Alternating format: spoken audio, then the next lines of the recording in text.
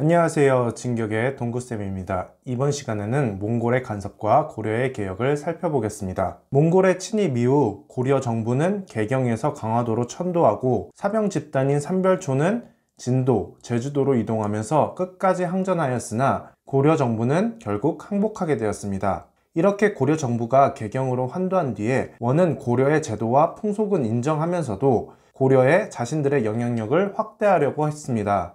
그중 대표적인 것이 원은 고려의 관리를 파견하여 내정을 간섭하고 화주의 쌍성총관부, 서경의 동령부, 지금의 제주인 탐라의 탐라총관부를 설치하는 것이었습니다.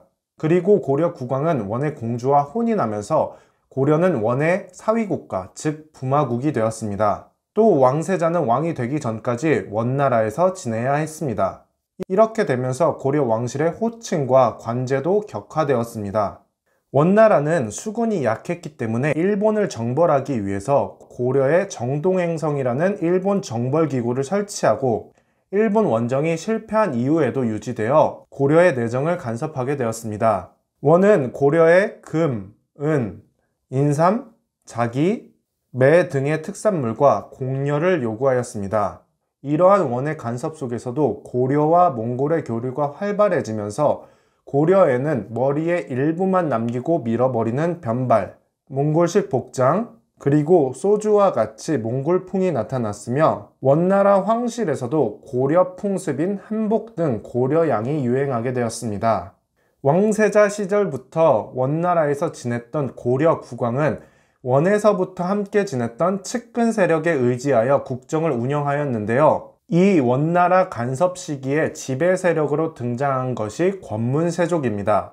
권문세족은 국왕의 측근 세력이거나 원과 밀접한 관계를 맺거나 몽골어에 능통하거나 원에서 과거에 합격한 사람들이었습니다.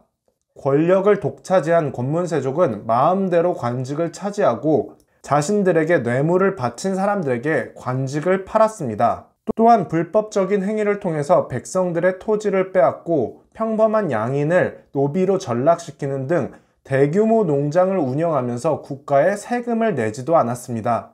또 이러한 상황에서 백성들에게 힘이 되어줘야 할 불교 사원들 중 일부는 많은 토지와 노비를 소유하면서 여러 가지 패단을 드러냈습니다. 이러한 이유로 많은 농민이 노비와 같은 처지로 몰락해갔고 보세를 부담해야 할 농민의 수가 절대적으로 줄어들게 되어 국가 재정도 어려워지게 되었습니다.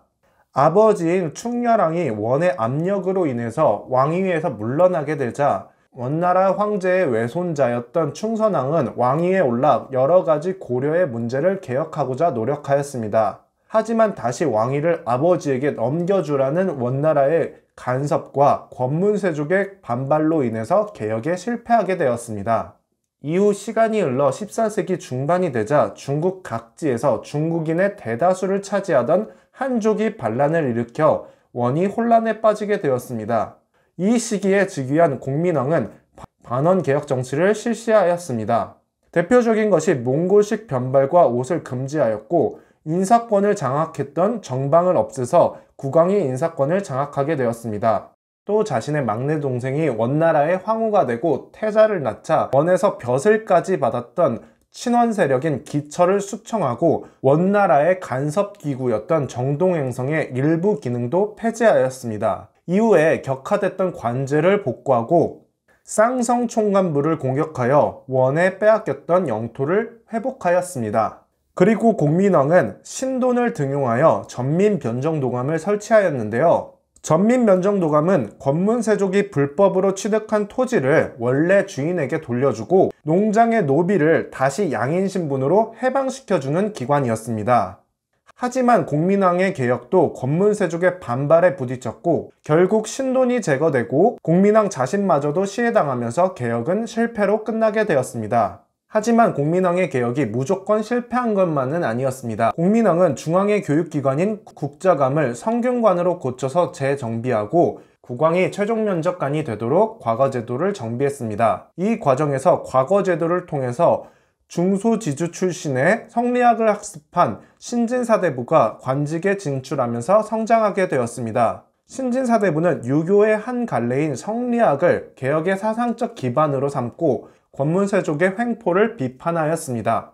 이들은 자신의 후원자였던 공민왕이 죽고 나서 잠시 세력이 위축되었지만 고려 사회의 모순을 개혁하기 위해 노력했고, 일부는 훗날 건국되는 조선의 주축 세력이 되었습니다.